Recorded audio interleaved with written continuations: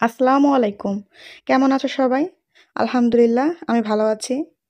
প্রতিদিনের মতো নতুন একটি ভিডিও নিয়ে আসলাম। আশা করি সবাই খুবই ভালো আছো। এটা সকালের রান্না নয়, দুপুরের জন্য শুধুমাত্র তরকারি রান্না করব। সকালে উঠে দেখি শাশুড়ি মা ভাত বসিয়ে দিয়েছে। আমার আর বসানো লাগেনি।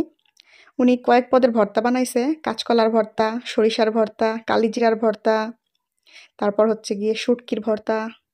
ভর্তা হলে ওনার আর কিছু লাগে না। তাই আর তেমন কিছু রান্না করা লাগবে না। সকালবেলা মাছ ভাজা হয়েছিল। আর এখন শুধুমাত্র এই তরকারিটাই রান্না করব। সবকিছু গোছানো থাকলে রান্না করতে তেমন আর কষ্ট হয় না। তাই সবজিগুলো একসঙ্গে নিয়ে পেঁয়াজ, রসুন এগুলো একসঙ্গে কেটে নিচ্ছি যাতে করে রান্না করার সময় কোনো ঝামেলা না হয়। এগুলো কেটে একবারে ভালো করে ধুয়ে টুয়ে মশলা যা লাগবে সব কিছু গুছিয়ে একবারে রান্না করতে যাব। মুহির তরকারি খেতে খুবই মজা লাগে। এটা কোন অঞ্চলে কি বলে জানি না। আমাদের এখানে কচুরমুহি বা মুখি যেটা বলে এটাই আর কি বলে।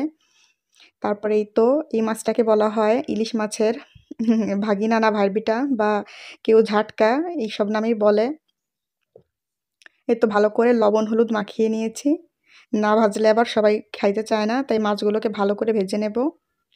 কার কার এই মাছগুলো ভাজা খেতে ভালো লাগে? আমার তো এই মাছগুলো শুধুমাত্র ভাজা হলে হয়, তরকারি লাগে না। এই তো মাছগুলো ভাজা হয়েছে ভালোই, কিন্তু উল্টাতে গিয়ে ভেঙে গেছে। তেল গরম হওয়ার আগেই আসলে দিয়ে ফেলছিলাম এই জন্য। তারপর এই তো হামানদিস্তায় শেষে রাখছিলাম পেঁয়াজ রসুন তেলের মধ্যে দিয়ে মরিচের গুঁড়া, হলুদের গুঁড়া, লবণ এগুলো দিয়ে ভালো করে কষিয়ে নিছি।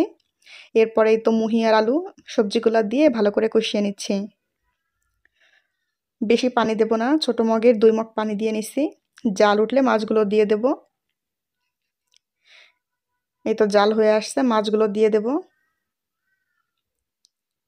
খুবই সহজ রান্না, সাধারণ রান্না, যেটা সারাদিন করি এটাই আসলে শেয়ার করা হয়। দুপুরে খাওয়া দাওয়া শেষ করে বিকালে একটু বাইরে আসছিলাম। আসলে আমাদের বাড়ির কাছাকাছি একটা আখের ক্ষেত আছে একটা কাকার। তা ওনাদের ওইখান থেকে আখ কিনবো। তাই ভাবলাম যে খেয়ে দেখি কেমন মিষ্টি আছে কিনা। তাই দুজনেই বিকালবেলা হাঁটতে হাঁটতে চলে গেছি। ঘোরাও হয়ে গেল। মাশাল্লাহ আখ খুবই মিষ্টি ছিল। তাই কিছু আখ কিনে নিয়ে আসছিলাম। পরিবেশটা খুবই সুন্দর ছিল মাশাল্লাহ। দেখো কি সুন্দর ক্ষেতটা, একদম সবুজ। আকাশটা পুরো নীল হয়ে আছে। হালকা বৃষ্টি আসছিল। তেমন না, গায়ে সেটা সেটা লাগে। তোমাদের কার কার আমার ভিডিওটি ভালো লাগে, ভিডিওগুলা অবশ্যই জানিও কিন্তু। আল্লাহ হাফেজ।